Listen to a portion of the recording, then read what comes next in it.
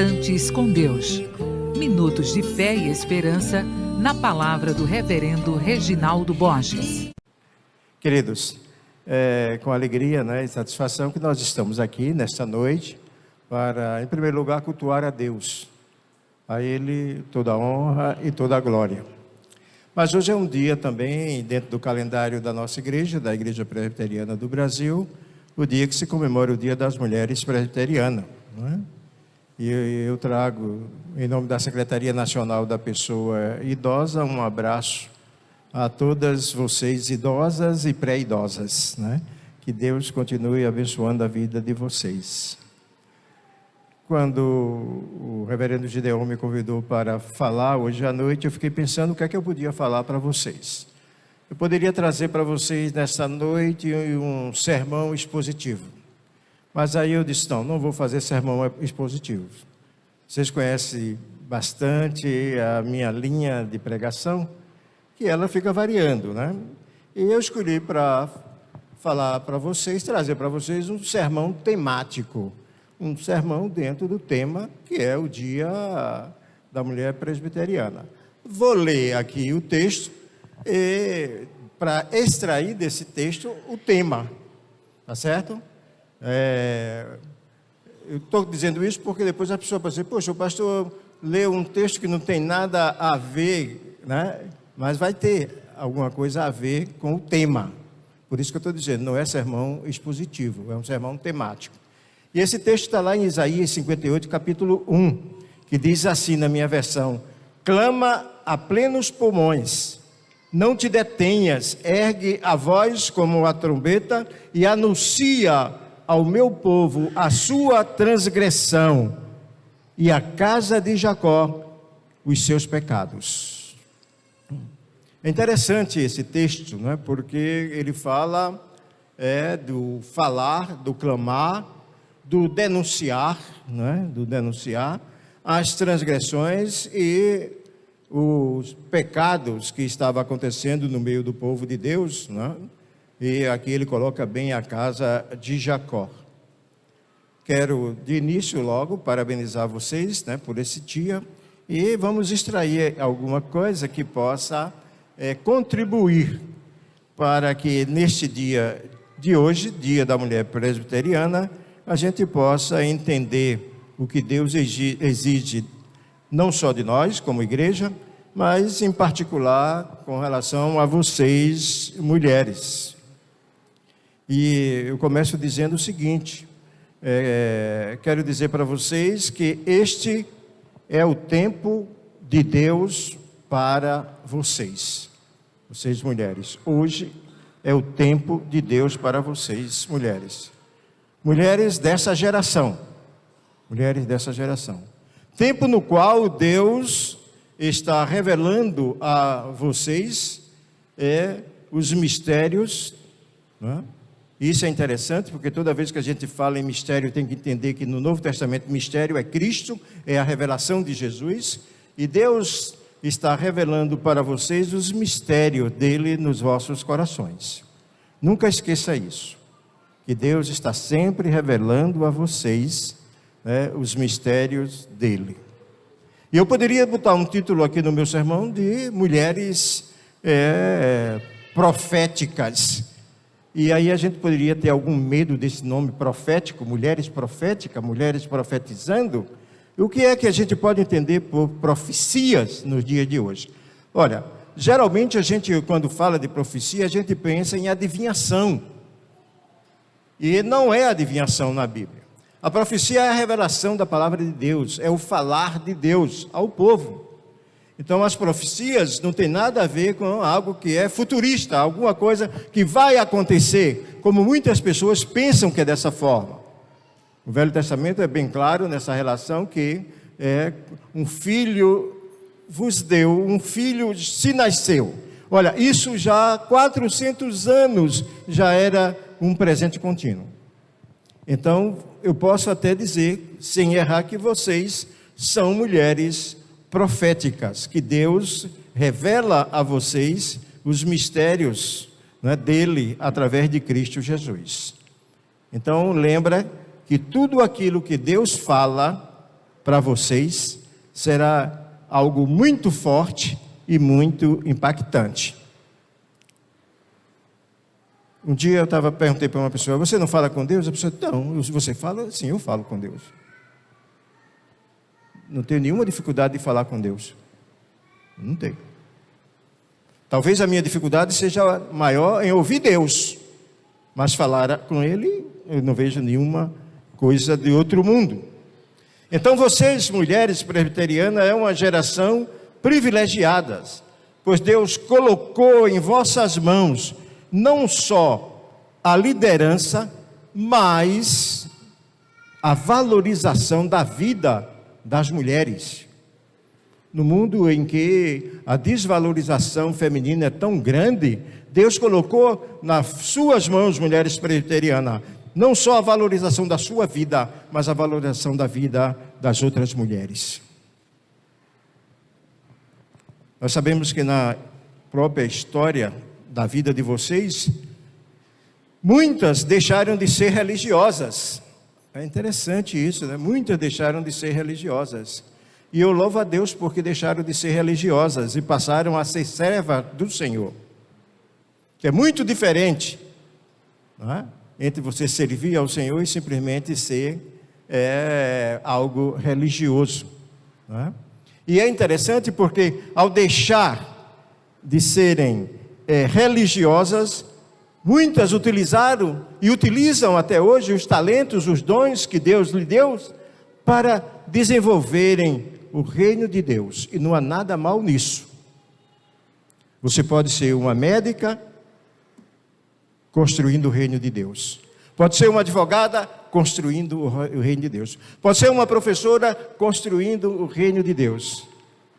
É essa a compreensão que nós devemos ter como vida cristã.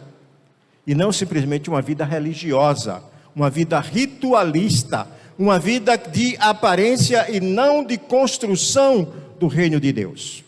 Mas vocês foram chamadas para valorizar vocês e a vida das mulheres. É interessante porque sempre a gente dizia que a mulher é o sexo frágil, né? Na realidade, o que acontece não é que a mulher é o sexo frágil, é que a mulher é mais sensível às coisas.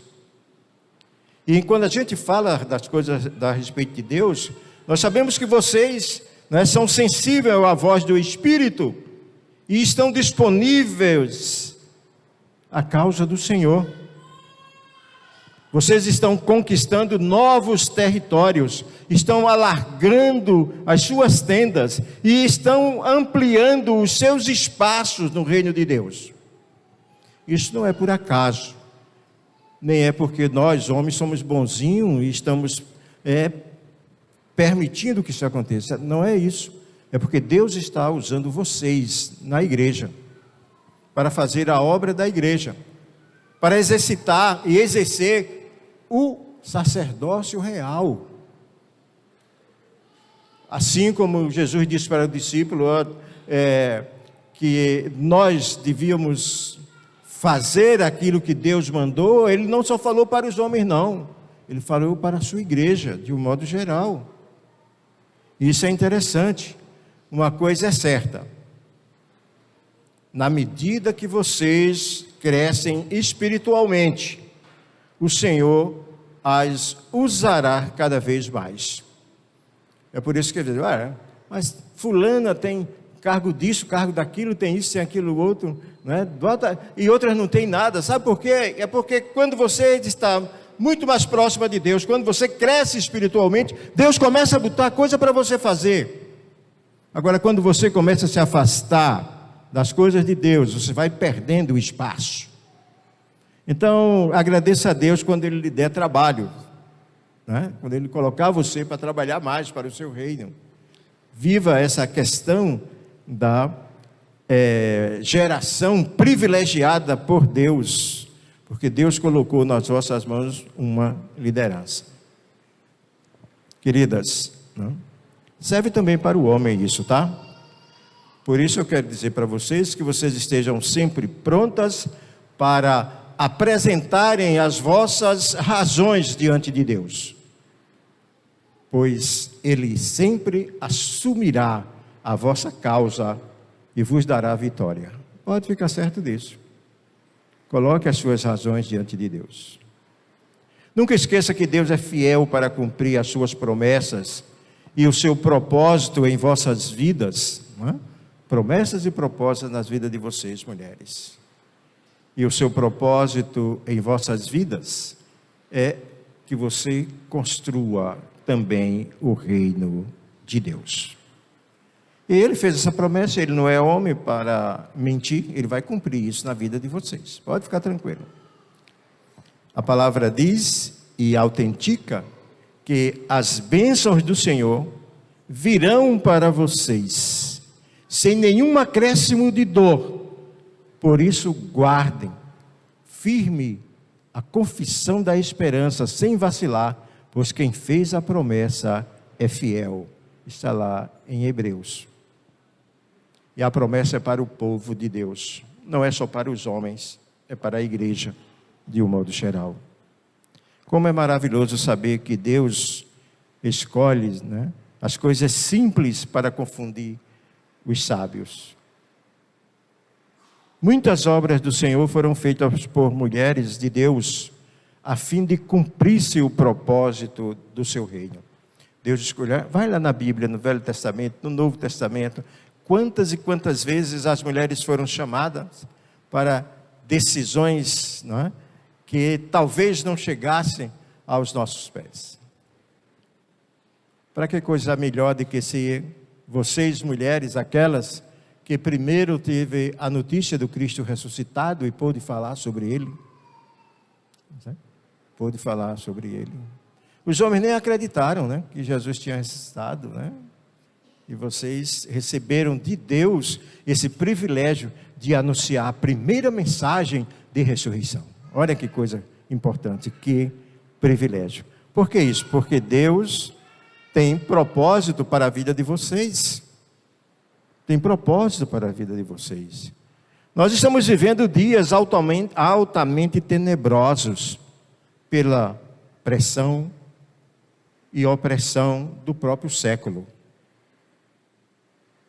Que a gente pode até dizer, sem errar, um mundo guiado por Lúcifer e suas organizações demoníacas, onde o pecado está cada vez mais levando vidas para o abismo, e por isso aí a voz profética para vocês, clamem.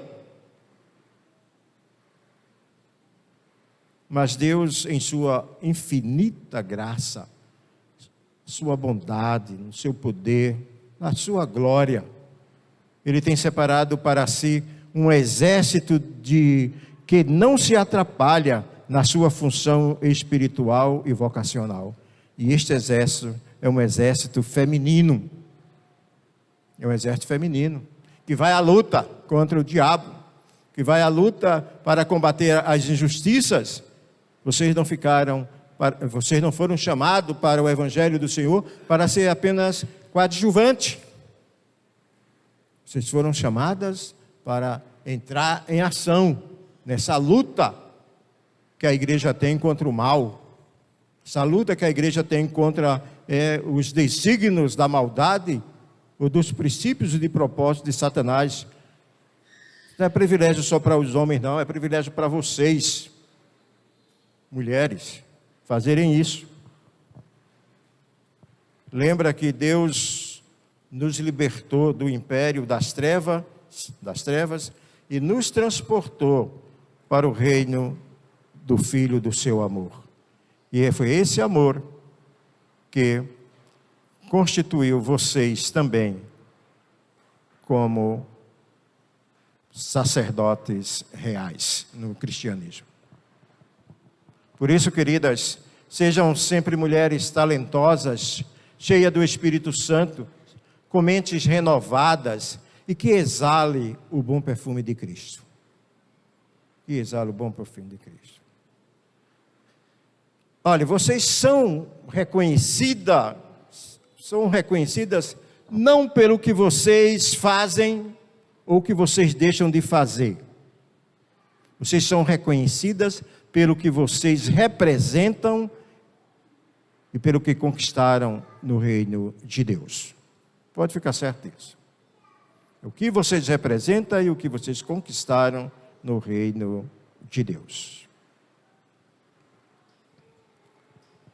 Então, queridas, muitas mulheres cristãs, como vocês, receberam. Olha, o cetro, sabe o que é cetro, né?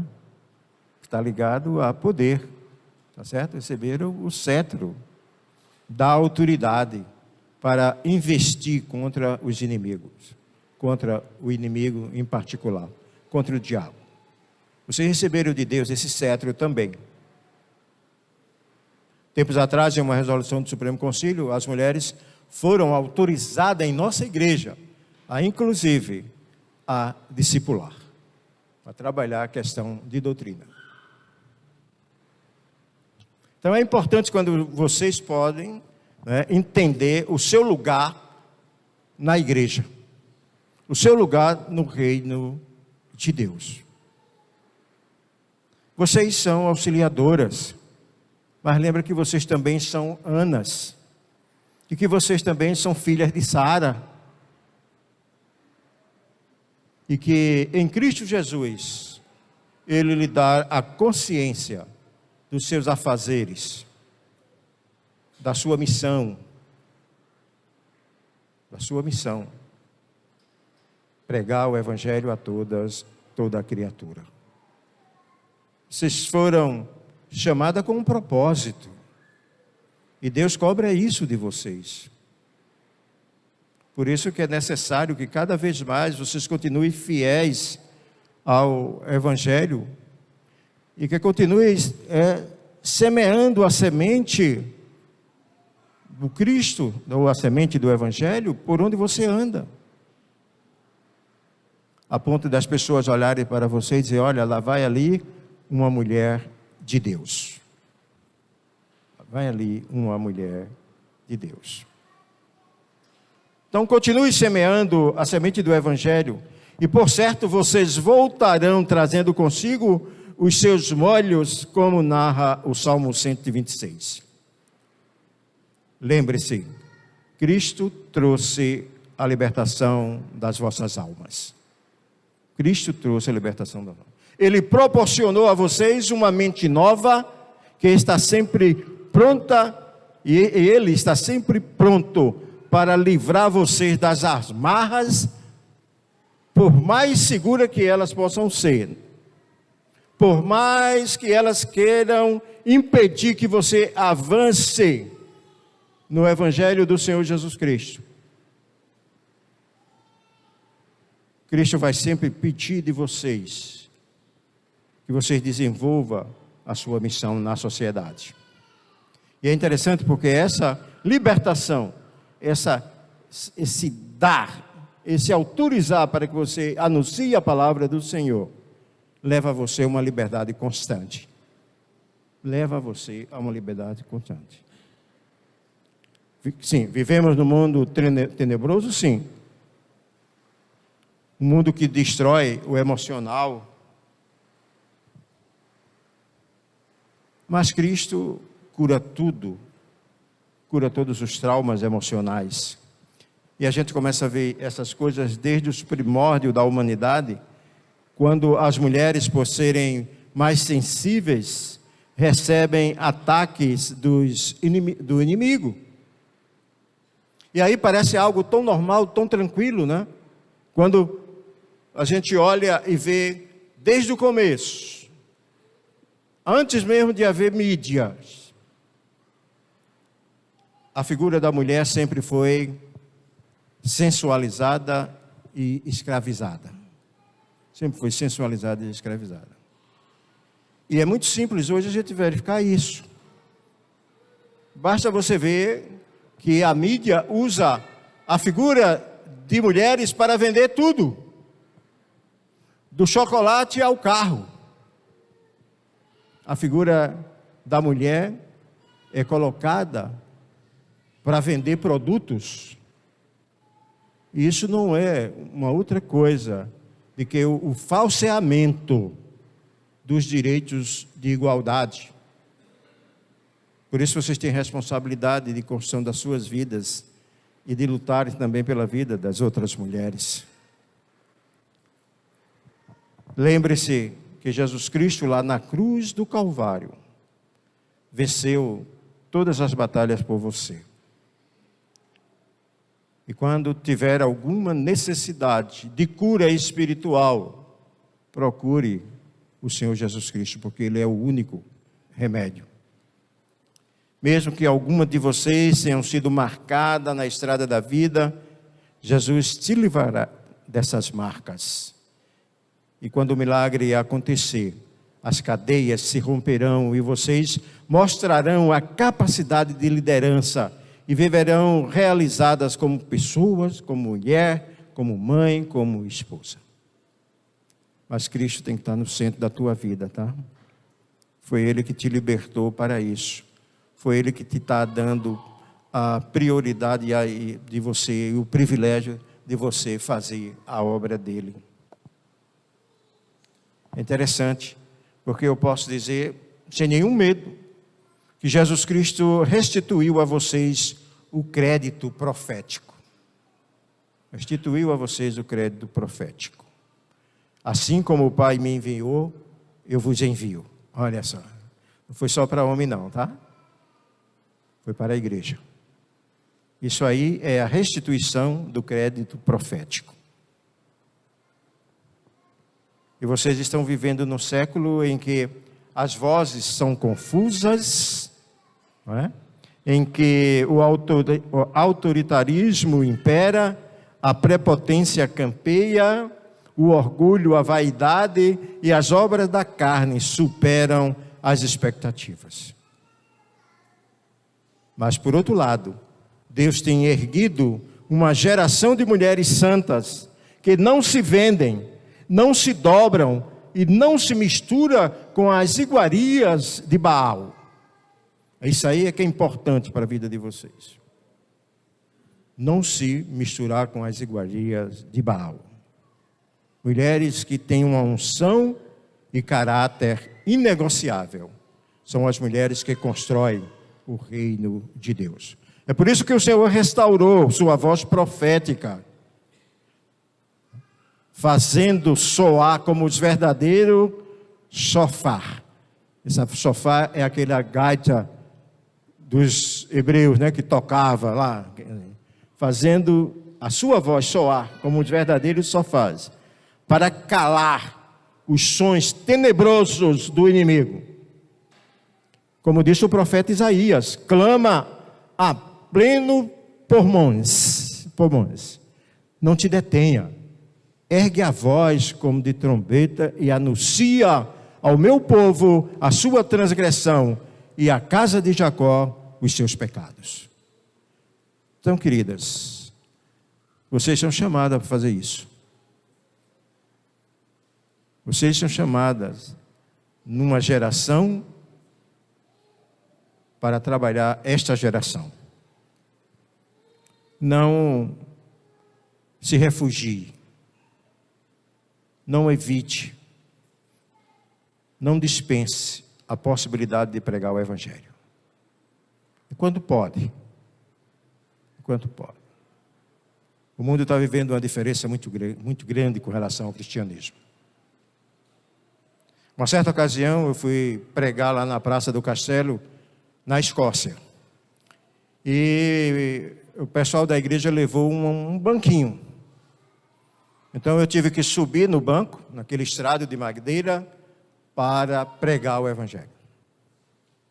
Eu não podia pregar o Evangelho pisando no solo escocês, o solo mais reformado, onde a igreja presbiteriana nasceu lá, né? Certo? Mas eu não podia pisar no chão pregando, senão eu seria preso. Tempos atrás eu encontrei um missionário lá em Manaus. E aí a gente conversando, ele disse, olha, reverendo, agora o senhor não pode nem mais, não pregaria nem mais, publicamente em canto nenhum, nem em cima de nada. Vamos aproveitar enquanto tem tempo. Enquanto tem tempo. decreto da Assembleia Legislativa do Rio de Janeiro, proibindo a pregação do Evangelho em lugares públicos e privados. Vai ser votado. Então vamos aproveitar, enquanto a gente pode falar.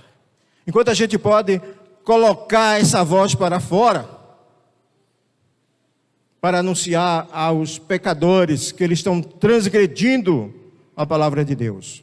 E vocês, mulheres presbiterianas, também foram chamadas nessa geração para tratar essas questões desta geração.